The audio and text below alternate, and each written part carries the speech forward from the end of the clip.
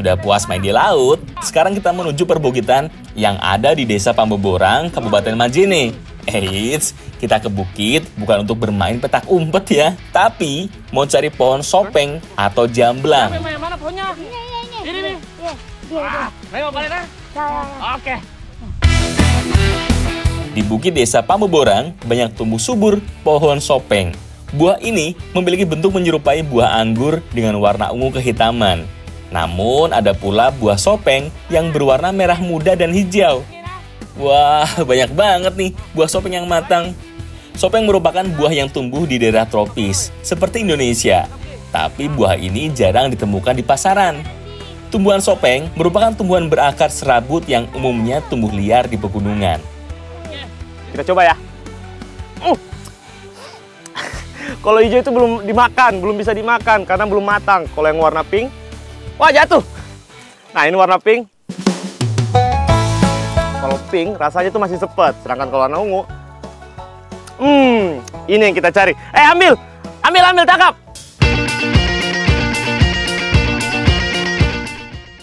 Buah yang berwarna ungu ini merupakan buah sopeng yang matang dan rasanya manis. Nah, kalau yang hijau jangan dipetik, karena masih asam dan belum matang. Nih, aku petik lagi buah sopengnya. Ayo anak negeri, buah sopengnya aku petik ya. Mana lagi ini? Yo. Nah, tangkap. Tangkap lagi. Lagi. Mana ngasih kau anak-anak? Astaga! Makan kau terus ya. Udah bantu saya. Waduh, emang sungguh terlalu. Aku petik buah di atas, bukannya ambil buah sopengnya. Ini malah enak-enakan makan kue. Pada makan kue apa sih? Kok kayaknya enak banget. Oh semua itu kubiarkan naik sendiri, ambil sendiri, baru kau dibawa sini makan semua. Enakmu, kalau enak-enakmu semua makan di sini. Betul ini anak-anak. Banyak kau dapat dibawa tadi. Banyak Ji. Oh sudah pada Emi. Jalan lagi. Oke baik, karena kita sudah petik buah sopengnya, langsung aja yuk kita bikin kue tetu buah sopeng. Aku juga mau nyobain dong. Biar nggak penasaran, kita mau buat makanan yang dimakan anak-anak tadi. Yaps, kue tetu. Untuk membuat kue tetu yang terbilang mudah, bahan yang dipakai ada tepung beras, santan, kelapa, gula merah, dan untuk pembungkusnya ada daun pandan. Kue tetu tidak hanya ada di Majene, Sulawesi Barat. Ada pula di daerah lain seperti Sulawesi Selatan. Bedanya, kalau di daerah Majene, kue tetunya ada tambahan buah sopeng atau jamblangnya. Buah sopeng yang dipakai itu buah yang matang dan berwarna ungu gelap. Buah sopengnya kita ambil saripatinya dan buang biji serta kulit buahnya. Tapi Mak, biasa itu kalau tetu ada saat acara adat apa? Misalnya pas pernikahan kah? Atau tiap hari dia ada? Tiap hari ada? Biar di pasar. Ada jual orang deh. Berarti ini tetu masakan khas dari Mandar memang. Dan banyak yang suka. Nah, saripati buah sopeng inilah yang akan dicampurkan ke adonan kue tetunya. Untuk sementara, kita simpan dulu yuk perasan buah sopengnya. Sekarang kita siapkan adonan untuk kue tetunya. Yang kita pakai adalah santan kelapanya saja. Setelah itu, santan kelapanya kita campurkan dengan tepung beras. Setelahnya, aduk hingga adonannya mengental. Gimana? Gampang kan buat adonan kue tetunya? Nah, biar makin berwarna, aku juga mau bikin pewarna alami hijau yang terbuat dari tumbukan daun pandan. Nah, udah lengkap nih. Selanjutnya, kedua pewarna alami tadi kita tambahkan ke adonan kue tetunya. Tuh, lihat. Jadi makin berwarna kan? Selanjutnya, tinggal kita buat pembungkusnya. Untuk pembungkusnya, kita buat dari daun pandan yang teksturnya tebal dan agak besar.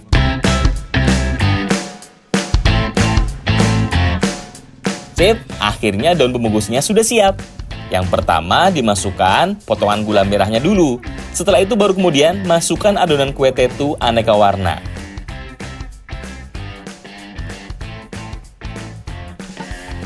Alasan memakai daun pandan sebagai pembungkusnya adalah agar kue tetu ini menjadi lebih wangi dan memiliki aroma yang khas. Nah, kalau sudah cantik begini, tinggal masuk ke proses pengukusan. Nah, kue tetu biasanya kalau untuk masyarakat Sulawesi Barat mengenalnya sebagai kue perahu ya, Ama. Karena bentuknya ini mirip seperti perahu. Nanti bisa berlayar juga ini. Nggak bisa. Masak jadi nanti kita makan di atas perahu saja. Proses pengukusan kue tetu ini nggak lama kok anak negeri. Cukup 10-15 menit. Kalau sudah matang, tinggal kita angkat deh. Wah, udah jadi nih kue tetu buah sopengnya. Gimana? Bentuknya lucu dan warna-warni kan? Kue tradisional dari berbagai daerah patut dilestarikan dan dikenalkan lebih luas. Termasuk salah satunya kue tetu dari Sulawesi Barat ini. Kalau gitu kita makan nih, Pale. Nah, ayo, nih, ambil kok. Ambil kok tuh, yang itu pandan, ada campuran pandannya. Nah, warna pink, nah, itu ada campuran jamblangnya. Sama original, putih. Ambil, banyak. Wah, baru sekali suap, udah ketagihan nih. Wajar sih, soalnya rasanya enak banget anak negeri. Rasanya manis dan gurih tercampur jadi satu. Kalau makan kue tetu ini, jadi inget dengan bubur sumsum. Bedanya, kue tetu ini teksturnya lebih padat dan lebih wangi karena daun pembungkusnya terbuat dari daun pandan. Sama neko anak negeri, kalau dilihat sepintas, kue tetu ini mirip-mirip seperti yang ada di Banten, yaitu kue jejorong. Tapi bedanya kalau kue jejorong itu, di bawahnya itu dialasin dengan pisang ya? Daun pisang, sedangkan ini dialasnya daun pandan. Dan kalau dilihat serta dirasakan sekarang, teksturnya itu lembut, manis. Selain enak, ternyata buah sopeng atau buah jamblang ini memiliki kandungan yang bermanfaat bagi tubuh kita. Buah sopeng banyak mengandung vitamin A, vitamin E, serta antioksidan yang dapat memperbaiki kulit dan menurunkan tingkat peradangan. Selain itu, banyaknya vitamin C dalam buah ini dapat meningkatkan kekuatan sistem kekebalan tubuh kita. Wah, kalau banyak manfaat gini, jadi pengen nambah nih kue tetunya.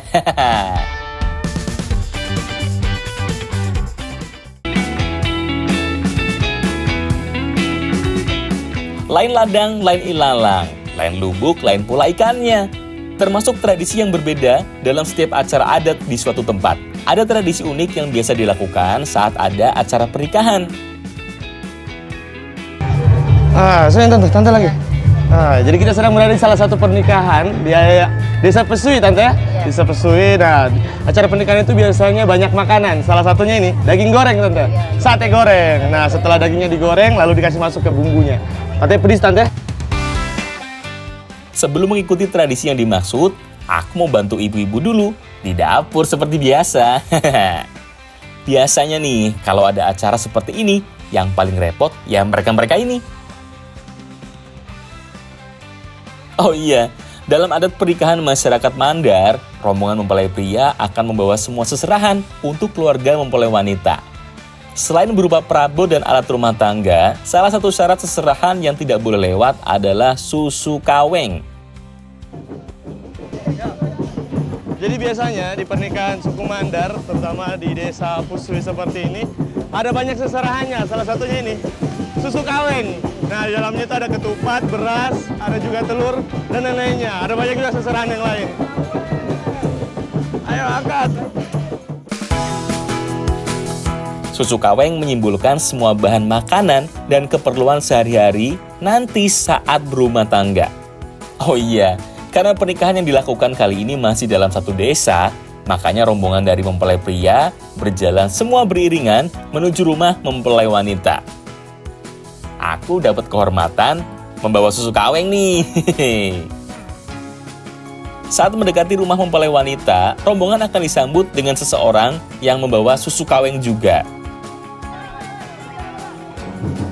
Jadi susu kaweng yang telah kita bawa dari mempelai pria ini akan dipertemukan dengan susu kaweng dari mempelai wanitanya. Itu menandakan sudah sah kita untuk masuk. Setelah susu kaweng saling menempel, itu artinya rombongan mempelai pria sudah diterima dan dipersilahkan masuk untuk melangsungkan akad nikah. Yang jadi makin spesial nih dalam pernikahan masyarakat Mandar adalah tradisi yang dilakukan setelah akad nikah, yaitu tradisi sayang patudu. Sayang patudu secara harfiah berarti kuda menari.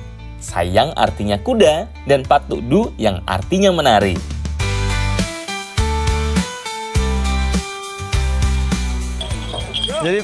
Jadi prosesi sayang patudu ini dulunya dilakukan hanya untuk wanita-wanita yang sudah hatam Quran. Nah, sekarang banyak dilakukan untuk wanita-wanita yang ingin menikah. Karena dulunya sebelum menikah harus hatam Quran dulu ya. Iya, betul. Ayo! Itulah yang jadi alasan kenapa dalam tradisi sayang patudu, kebanyakan yang menaiki adalah kaum Hawa. Dalam tarian budaya ini, kuda akan menari dengan diiringi musik rebana. Ketika rebana dipukul, secara otomatis kuda-kuda ini akan berjingkrak-jingkrak dengan lincah, sesekali bahkan mengangkat kedua kaki depannya. Makanya, bukan sembarang kuda yang digunakan dalam tradisi ini. Kuda yang digunakan harus menggunakan kuda khusus yang terlatih. Biasanya perempuan yang menikah ini akan diarak keliling kampung.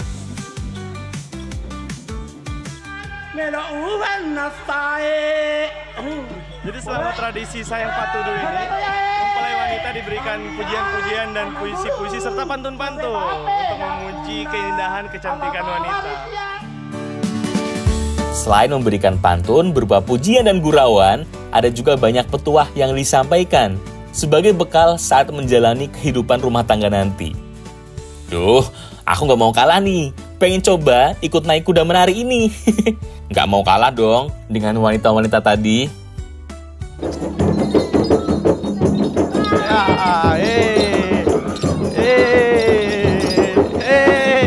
Lagi, tinggi lagi. Hebat kudanya. Salam anak negeri. Masih ada nih ritual atau tradisi di Sulawesi Barat, yaitu ada ritual atau tradisi Maparondong Lopi. Dalam bahasa Mandar, Maparondong Lopi itu mempunyai arti penurunan perahu ke laut. Perahu sandek yang baru saja dibuat wajib untuk melakukan tradisi atau ritual Maparondong Lopi. Tradisi ini harus dilakukan oleh tukang perahu yang berperan penting terhadap pembuatan perahu sandek khas suku Mandar. Ritual Maparondong Lopi ini merupakan cara nelayan suku Mandar meminta berkah Tuhan, memahami alam dengan menjaga hubungan sosial masyarakat.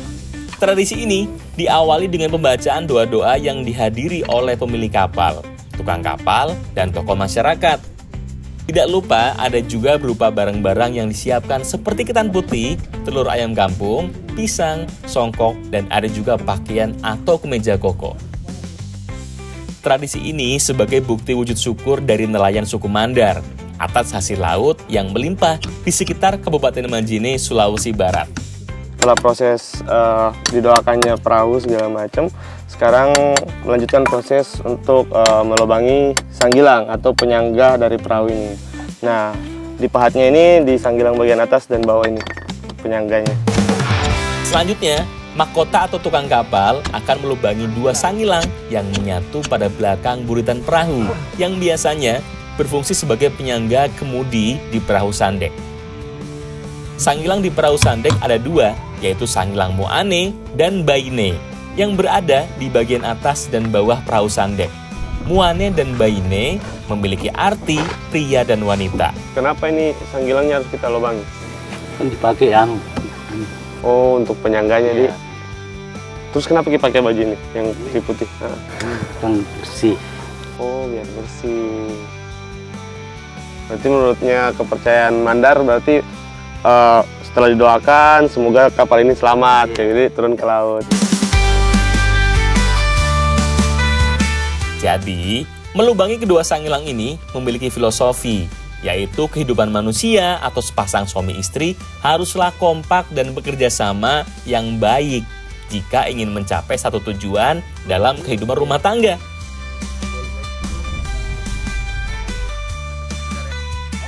Terakhir nih, para nelayan yang datang akan memakan sesaji yang disiapkan, seperti ketan maupun pisang. Tidak lupa ada juga minuman bubur kacang hijau yang harus ada ketika tradisi Maparondong Lopi sudah selesai. Nah, ini nih, bukti bahwa tradisi dapat mempererat hubungan sosial masyarakat, terutama nelayan-nelayan suku Mandar ini. Makanan memang akan dibagikan kepada para nelayan, tapi khusus songkok dan pakaian itu harus diberikan oleh pemilik kapal kepada tukang yang membuat perahu sandek. Jadi setelah prosesi doa-doa selesai, sekarang kita membawa beberapa barang untuk diberikan kepada tukang. Nah, ini tujuannya untuk rasa terima kasih dan bersyukur karena telah dibuatkan kapalnya, Pak ya? Iya. Gitu. Tanda terima kasih, terima kasih. Iya. Kasih ya. Ya. Pemberian berupa barang dan perlengkapan untuk sholat ini merupakan wujud terima kasih dari pemilik kapal terhadap pembuat kapal yang telah membuat perahu sandek pesanannya. Tradisi ini merupakan tradisi masyarakat nelayan yang perlu dijaga di tengah-tengah kemajuan industri di sektor kelautan. Setelah melakukan tradisi Maporondong Lopi, barulah perahu sandek ini bisa berlayar di lautan lepas.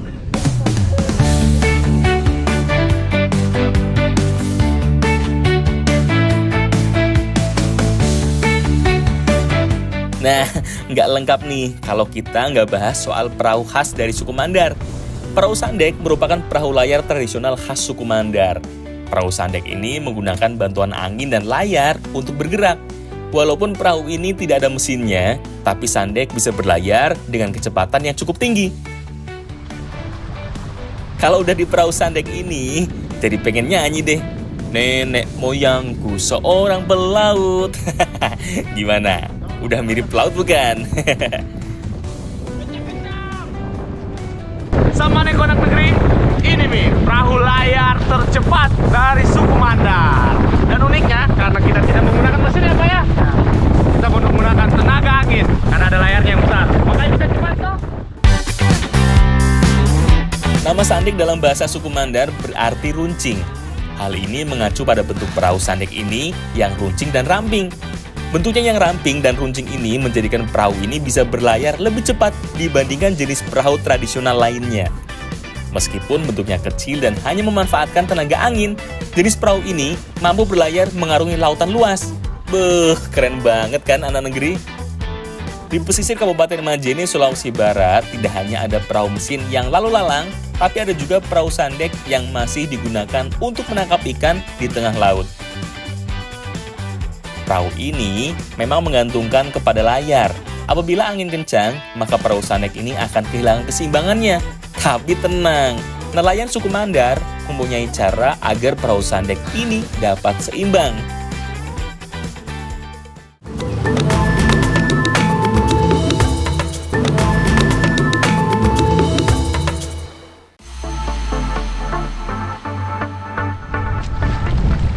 Nah, sama Neko Anak Negeri, ini namanya matimbangi. Jadi kalau misalnya kapalnya sedang berjalan, ditiup angin akan miring kan. Jadi ini caranya untuk menyeimbangkan kapalnya biar tidak kenapa-napa dan tidak miring. Ayo Pak, anginnya dari situ Pak. Gimana? Keren kan? Kayaknya aku udah cocok nih jadi penerus Kapten Jack Sparrow. Oh iya, perahu sandek ini sekarang tidak hanya difungsikan untuk mencari ikan, tapi ada juga yang dijadikan untuk balapan perahu sandek. Biasanya, acara balapan perahu sandek ini ketika ada acara besar di Kabupaten Majene atau Sulawesi Barat lainnya.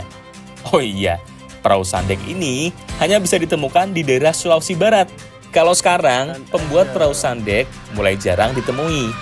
Tapi, di Desa Rangas masih ada pengrajin pembuat perahu sandek yang masih bertahan.